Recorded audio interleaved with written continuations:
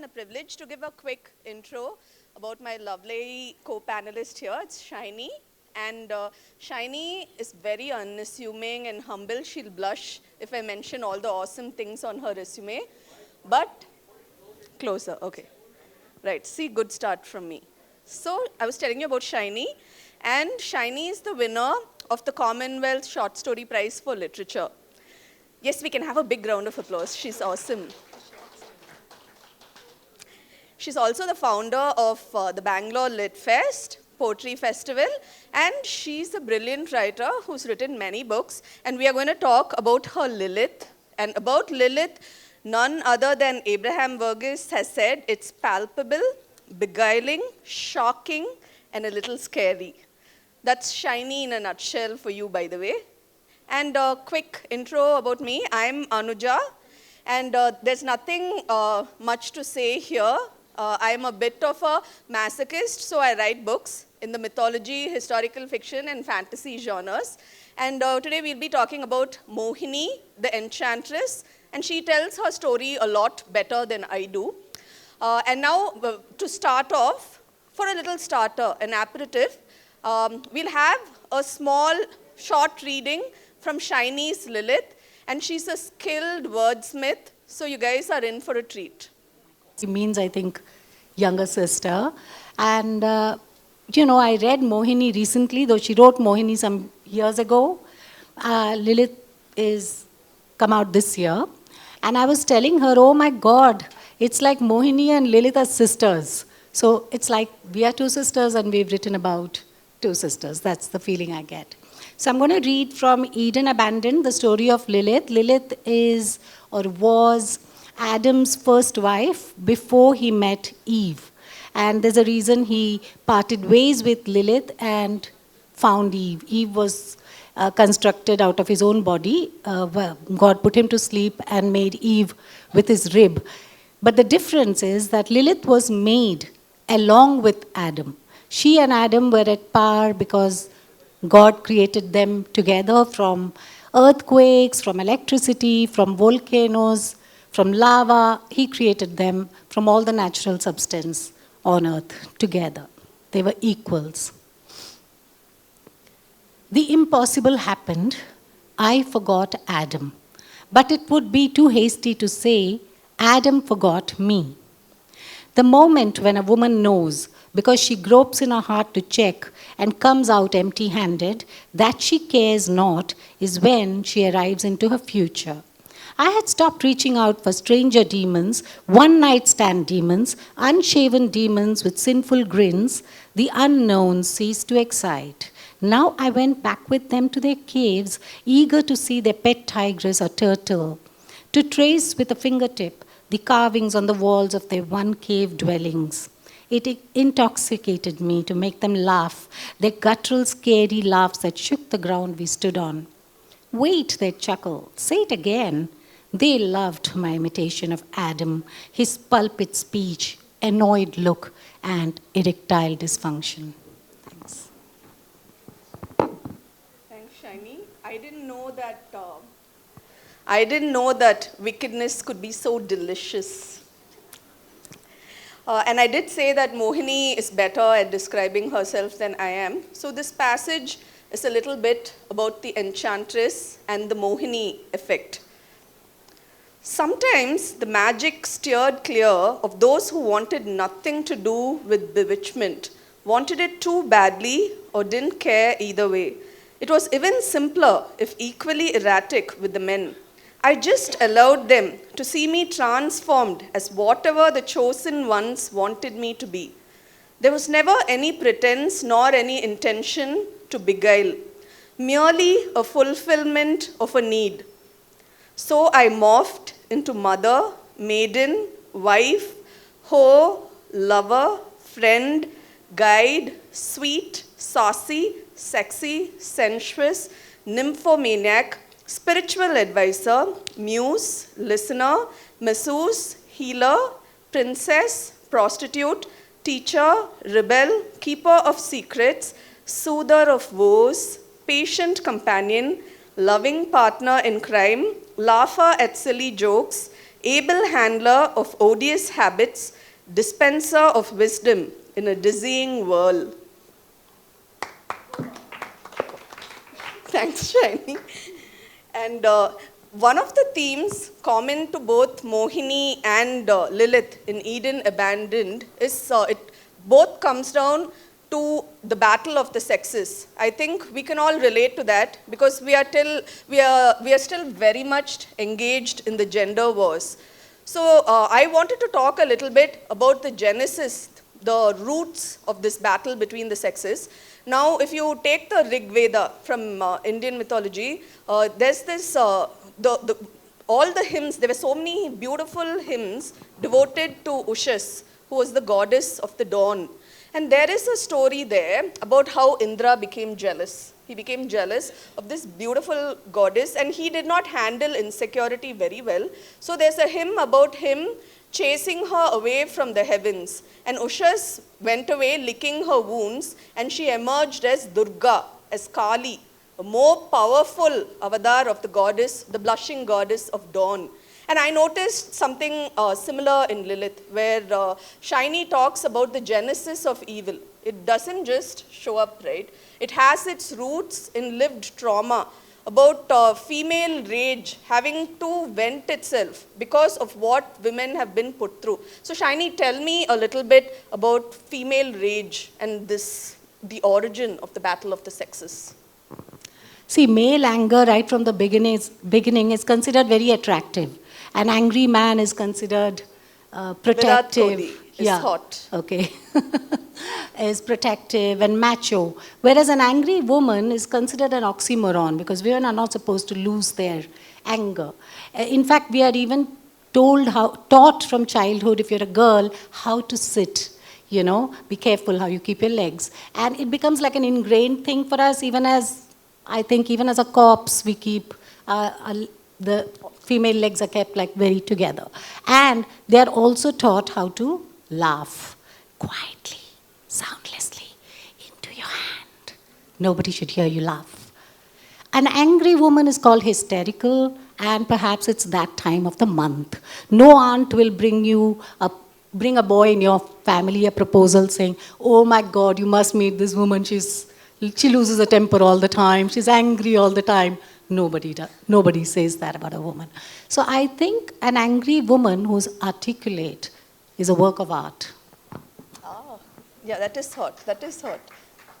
And you can you just mentioned how male rage is lionized and female rage is villainized. I think we can agree that you can extend this to feminine desire also, because it's so badly stigmatized. And there are so many barriers to the healthy expression of feminine desire. And I think Mohini as well as Lilith were kind of the exceptions. They kind of realize that bad girls can have a lot of fun and good girls just have to lie back and think of other men. Okay, let me ask you now. Right in the beginning of Mohini, Anuja, you say that Mohini is very beautiful, but her beauty is beside the point. Why? See, one thing which really gets my goat is that, women can be forgiven for tons of things, but they cannot be forgiven for not being good looking. You have to be hot, and if you're not naturally exquisite, then you have to find a plastic surgeon and shell out a fortune to make yourself look hot, like Aditi Rao Haidari or something like that. I hate that pressure, and it's such a misconception that only good-looking people are having this amazing love life. It's so not true. It has nothing to do with any of those things. We all know that at a very practical level. So I do not like this. I don't like that every heroine in every fairy tale, in every story practically, is always exquisite. Everything about her is perfect, and the poets all ancient incels, I'm guessing. So it's one big fantasy where they describe every part of a woman's body, and it has to be perfect.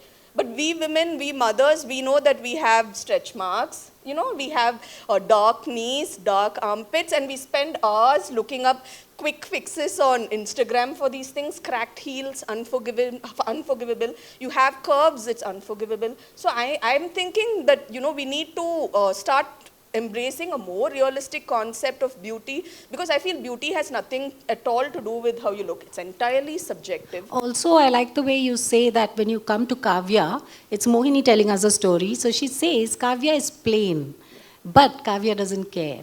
And I think that probably is where power lies, to not care about how you look externally. And that's what Mohini is about also. The Mohini effect is about forming this deep and meaningful connection with someone, of not being afraid to fall in love, to desire freely and wildly without any fear of repercussion, and you know, just to follow your heart, just to be you, to be true to your nature, and beauty has nothing to do with it. That's what makes Mohini so enchanting, is that she offers you this gift of pure pleasure with no strings attached. And who cares if she's beautiful or ugly? Yeah, what's ugly anyway? It's all highly subjective. And then speaking of ugly, now, you know, one thing which most, when it comes to women, men are obsessed with talking about women with daddy issues. Because that makes you loose, it makes you available. Apparently all it takes to get such a woman into bed is a drink, or not even that. Okay, so, you know, men love women with daddy issues. And I couldn't help but notice in Lilith, you know, she's badass, about as badass as they come. She's portrayed as, you know, a demoness. And she is. And she's the consumer of babies. You know, they've got it all the slurs, accusations against her. And she's impervious to all of this, to all the censure, the judgment. She's a proper badass. And yet her kryptonite is her father, who's God, by the way, for the uninformed. So when the thing that truly gets to her, the thing that threatens to break her, is when she's cast out of God's favor, when daddy disapproves of what it is she's done. And I think all the girls can relate, because, you know, daddy is always indulgent, he's always sweet, as long as you are daddy's good little girl. As long as you do not cross the line, as long as you don't push boundaries, as long as you don't speak up. You know, so I thought that was Lilith's kryptonite as well. So, so how do we work our way past the daddy issue, Shiny? Help.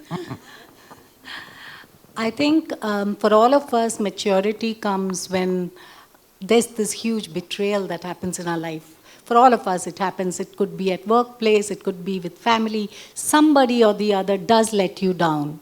And from that moment onwards, it's your maturing. You're evolving into the you that you were always supposed to be.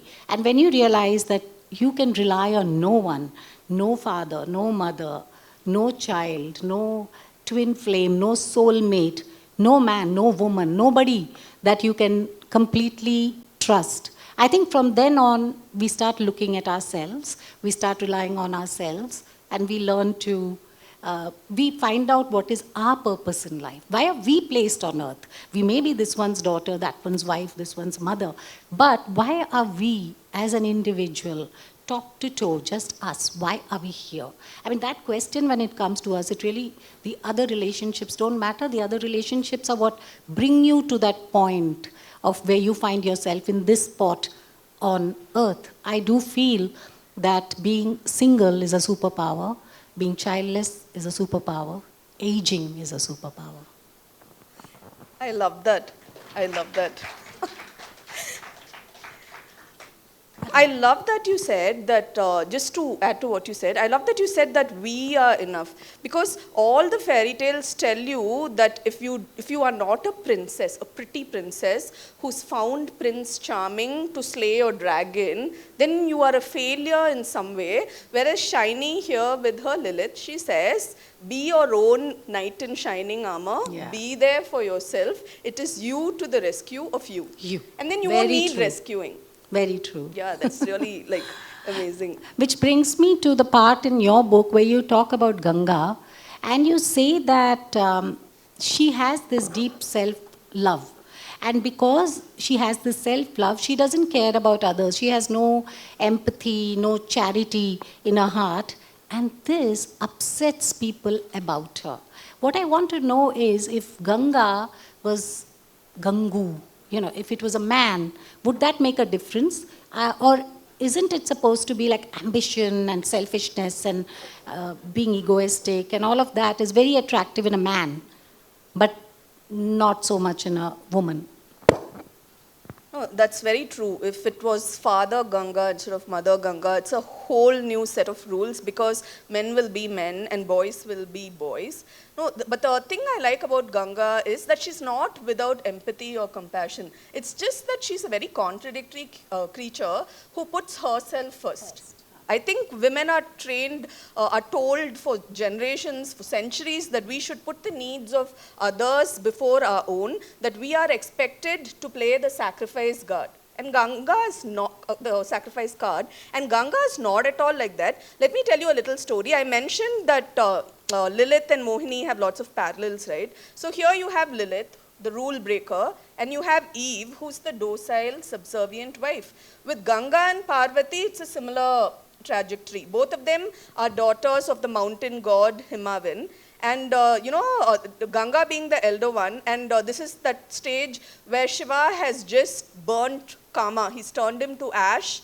The love of his life, Sati, has immolated herself. So he becomes Adi Yogi. He disappears into penance, meditation. And it is at that point that the gods want him to marry and to concern himself once again with the affairs of the mortals and immortals. So they ask Ganga, they approach Ganga first, because her fate is linked to Shiva's. And they ask her to perform penances to win the favor of Shiva and to win his hand in marriage. And she says, why should I?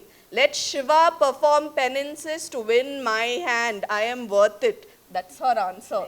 Her bold, badass answer. And the gods, and Brahma was so shocked, so affronted, he called her the crooked one. Because, she just won't flow straight. She won't stick to that narrow path. And there's another famous story which we are all told in the Mahabharata. She's Bhishma's mother. Okay, and she bears his brothers, the Vasus. There are 7 of them. She has to bear these children and deliver them from the curse, which means she has to deliver this child. And as a mother, she's asked to toss the child into her own waters to take their life. So she's also a baby killer like Lilith. She's asked this favor by the gods, and she's being asked to play the sacrifice card. Imagine carrying all these children only to kill them. So Ganga, again being Ganga, she says, I will never choose sacrifice over satisfaction. So give me satisfaction first. What do I get for this? This is not easy. I need something for this. And she says she wants, because in the past also she's had many lovers and she's been cursed a couple of times for it. So she says, I want a love that is perfect. She says she wants love without consequences, which won't turn sour. So there's a version which suggests that Radha is an avatar of Ganga and she got to participate in the Ras Leela, where despite being a married woman, she was Krishna's numero uno lover. And Ganga demanded this for herself. So, that's what we should be. They tell us the Ma Ganga, sacrifice Ganga story because they'd rather we played the sacrifice card. We should ask for satisfaction. We should ask for adequate compensation, get our due. So I think that's just kick-ass of Ganga. And I think this is the story of Ganga we should take to heart. Yes. And now, Shiny, thank you. We were talking about wickedness and vice. Right? So now in Eden Abandoned, when Lilith has been dumped, okay? So there's this nuclear fallout after this beautiful relationship with Adam goes south, and you refer to the angels of prostitution. We've all heard of heavenly angels who are noble to a fault. I'd never heard of angels of prostitution before Eden Abandoned. They are fallen angels. Fallen angels, okay? So Shiny talks, in her book, they are in fallen or loose or promiscuous. So you have this amazing character called Nama, and she helps Lilith. And she helps Lilith get over heartbreak by introducing her to what is traditionally considered vice. Okay, and thanks to Nama, Lilith kind of finds that pleasure heals. Pleasure gives you so much joy, and once the body knows what it wants, there's no turning back.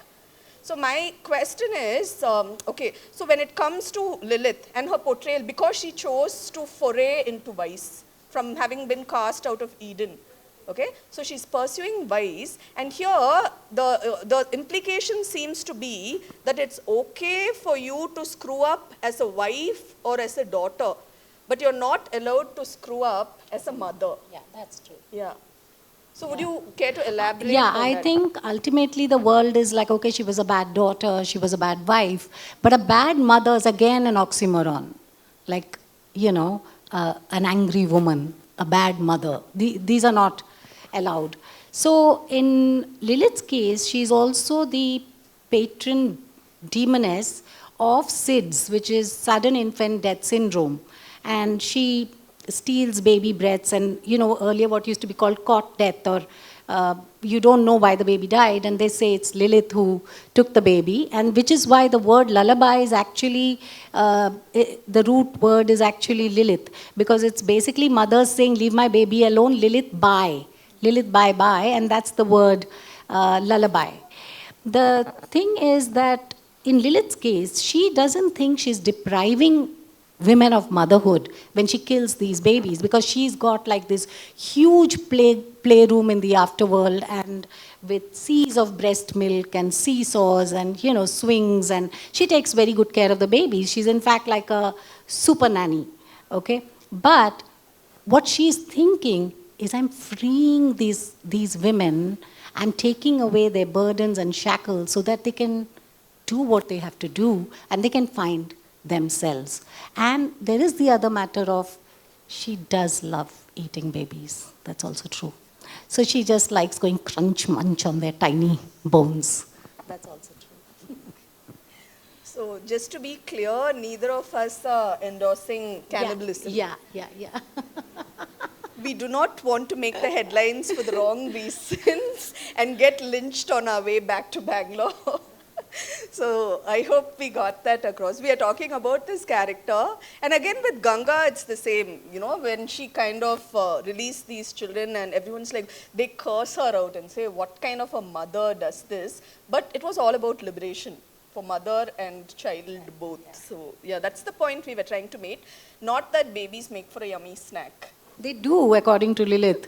I think we have to speak for Lilith. I'm speaking for Lilith, and Lilith does have, in my book, I've given her an scene with other baby-eating demons from other cultures and folk tales. And she makes a distinction as to why they eat and why she eats. So there is a difference, She doesn't eat babies for revenge. She doesn't eat them because she's emotionally attached to any outcomes. But for her, it's just a sport. It's just another thing to do. Like we switch on the TV and she has this. I wanted to ask you, when you talk about Kavya Mata in your book, she has this bad reputation, and she had a baby while flying. She's dropped from the villain's claws, and she has a baby on the way down. Her husband is very, very bothered about her bad reputation, and he wants to shut up all the mouths, and he wants her to pipe down so that nobody speaks ill of her. But she herself doesn't care.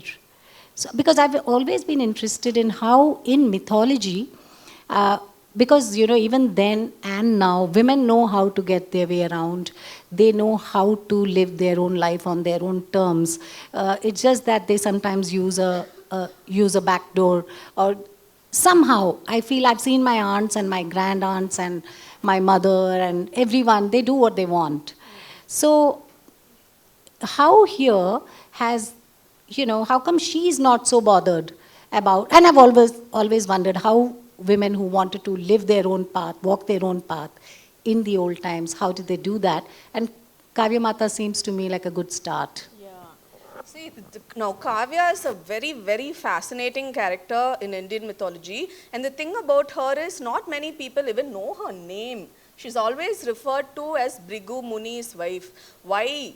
Why did so many people go out of their way to give her a bad name, to erase her from the pages of history as well as mythology? Why? In India, it's used interchangeably for better or worse. Itihasa versus your epic lore, whatever. So the point here is that Kavya was a very, very powerful woman. And I've noticed that at any point in history, men are very uncomfortable around powerful women. So they say that she was the equal of someone like Vishnu, who's entrusted with the task of the divine protector.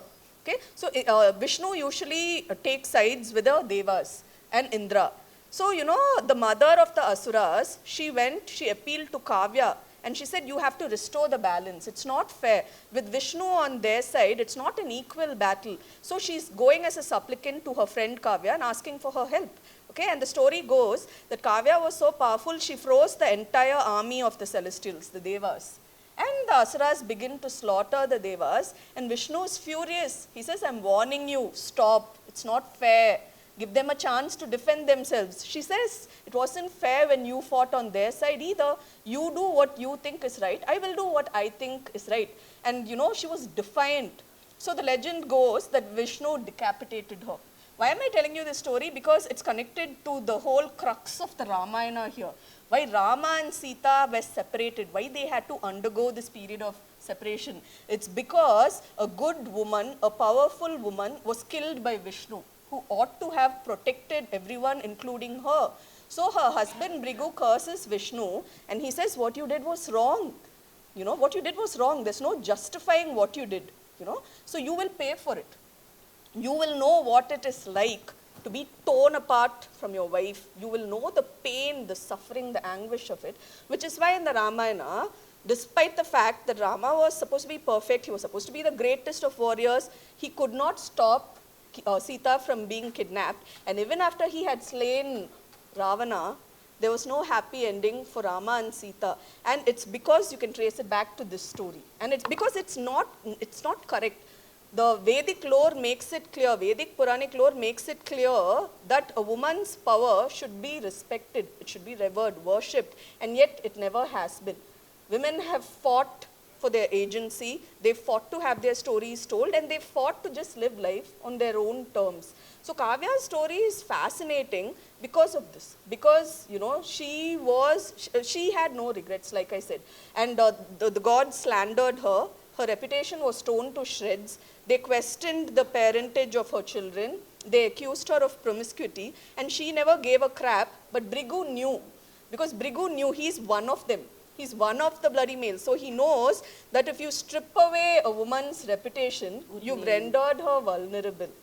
Because men always have the whore versus lady thing, judge, jury, executioner. We will treat you with respect if we see you as a lady.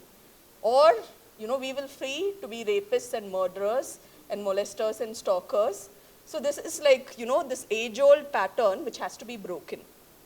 I just wanted to add here that, certain terms that have come from earlier, like prostitute. Yeah. And that kind of, it gave women a bad name, and it had negative connotations for women.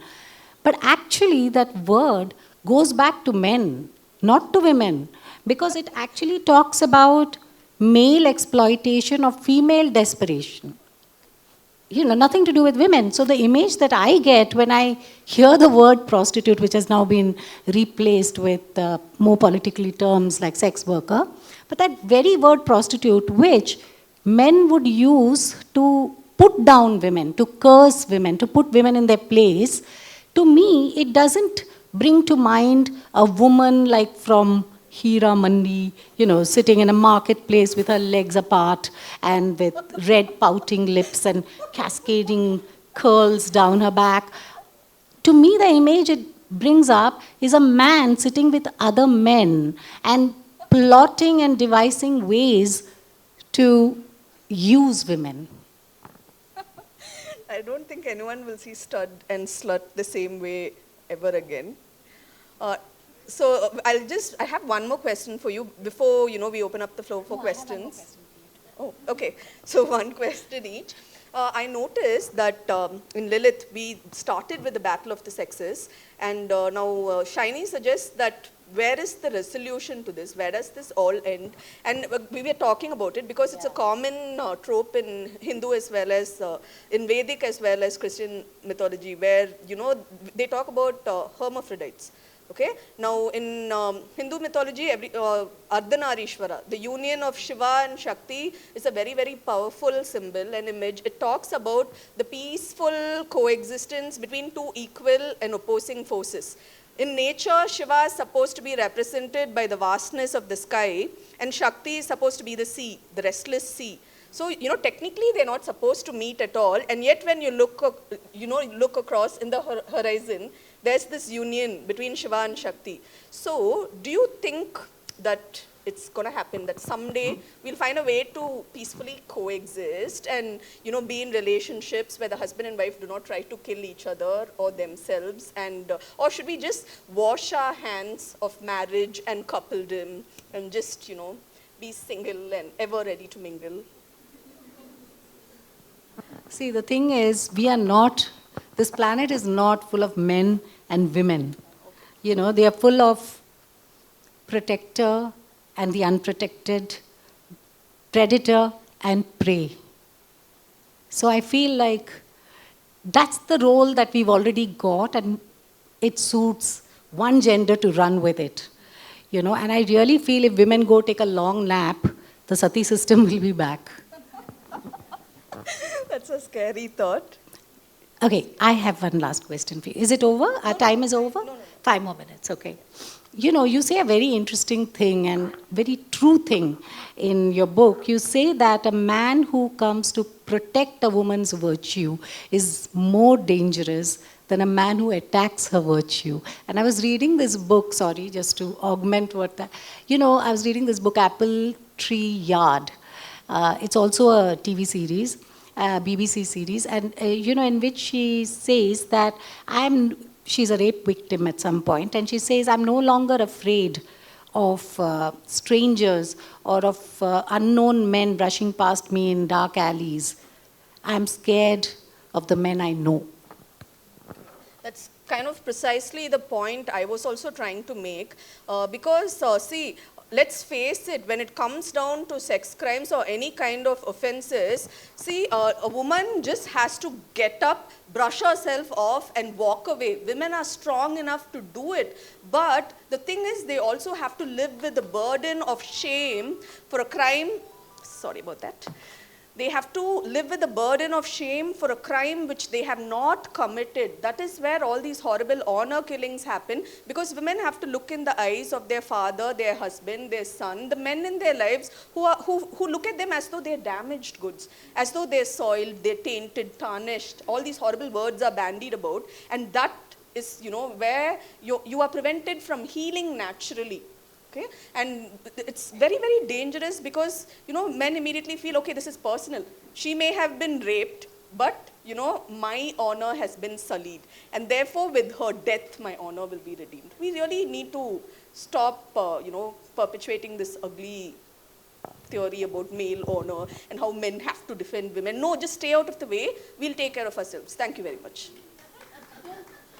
So, any questions? Yes, that gentleman had a question. Shaini madam, I appreciate the idea that you are telling women is women. No husband, no father, no mother, nothing, nobody. And Anuja madam supported it. She supported it. I remember the advice given by Krishna to Arjuna. That's what he says before he went in the war. My question here is to Anuja, if that is the case, Lilith is also a woman who has got freedom to be having her own ideas. But because she did not go back mythologically to Adam, she was not allowed to enter into the Eden. But because of that, why should she be hated? Why she is a wicked woman? Because she wanted that, she wanted to bring down the conflict between the demons and also the angels. From that point of view, can we portray a lady in the background of that she is a wicked woman? See, wicked woman, good woman, it's a binary concept. Ideally, who decides who's wicked? One person's wicked is another person's virtuous, right? Just a small example, at the turn of this century, women were running around topless in India because it's hot over here and Victoria's Secret hadn't come to India, But in those days, dancers, they wouldn't lift their legs while dancing because it was felt it's immodest. Today, Bharatanatyam dancers, we lift our legs and we do the Shiva Nadaraja pose to show that we've been hitting the gym and we are very flexible.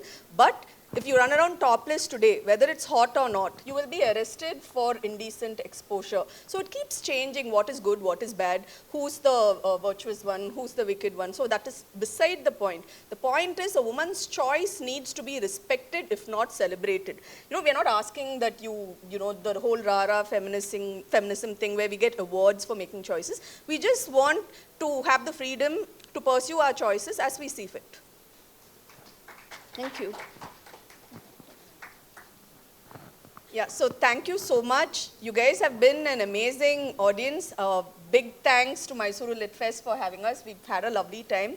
And please feel free to track us down if you have any further questions. We are not the diva types who will be snooty, noses up in the air. We can't interact with the readers. No, we love readers, so feel free to track us down. And I just wanted to add that this is my first trip to Mysore, and I'm just so stunned by how clean and green and well-read the city is. Thank you.